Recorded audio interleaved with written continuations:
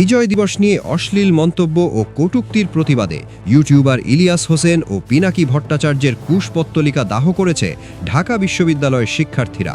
বুধবার 10 ডিসেম্বর রাত 9:15 রাজু ভাস্কর্যের পাদদেশে এ প্রতিবাদ কর্মসূচি অনুষ্ঠিত হয়। বিজয় দিবসকে ঘিরে সামাজিক যোগাযোগ মাধ্যমে ইলিয়াস হোসেন ও পিনাকি ভট্টাচার্যের কথিত অশালীন মন্তব্য এবং কটূক্তির তীব্র প্রতিবাদ জানিয়ে ঢাবির একদল শিক্ষার্থী তাদের কুশপুত্তলিকা দাহ করেন।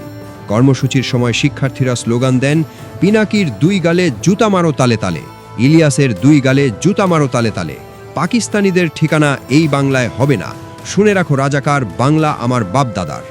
আয়োজকদের একজন বলেন, নৈতিকতার জায়গা থেকে এবং ঢাকা বিশ্ববিদ্যালয়ের একজন সচেতন শিক্ষার্থী হিসেবে আমরা এই প্রতিবাদ আয়োজন করেছি। বিজয় দিবসের মতো জাতীয় অনুভূতির জায়গায় অশ্লীল মন্তব্যের বিরুদ্ধে শিক্ষার্থীদের এমন প্রতিবাদ সামাজিক যোগাযোগ মাধ্যমেও আলোচনার জন্ম দিয়েছে।